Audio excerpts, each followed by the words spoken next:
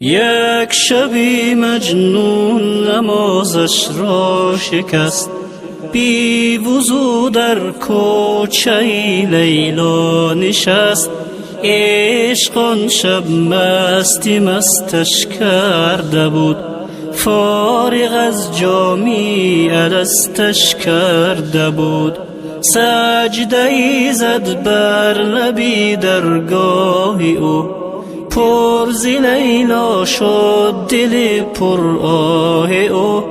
گفت یا رب از چه خارم کرده ای، در صلیب عشق دارم کرده ای. جام لیلا را به دستم داده ای، اندر این بازی شکستم داده ای. نیش در عشقش به جانم میزنی، دردم از لیلاست آنم میزنی. خستم زین عشق دل خونم مکن، من که مجنونم تو مجنونم مکن. مرد این بازی چه دیگر نیستم، این تو و لیلای تو من نیستم. یک شبی مجنون نمازش را شکست، بی وضو در کوچه لیلا نشست.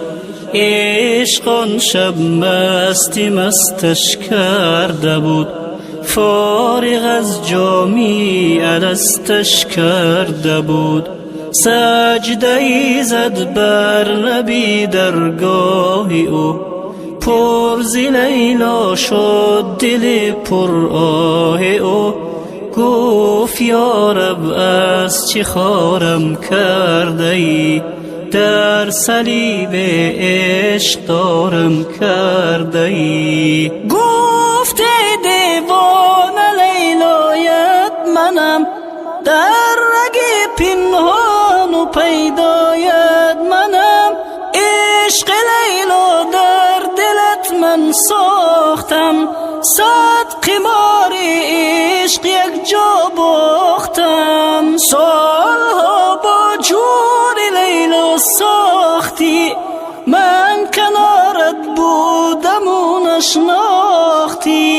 کردمت آواره صحرا نشد، گفتم عاقل می شوی اما نشد. یک شبی مجنون نمازش را شکست، بی وضو در کوچه لیلا نشست.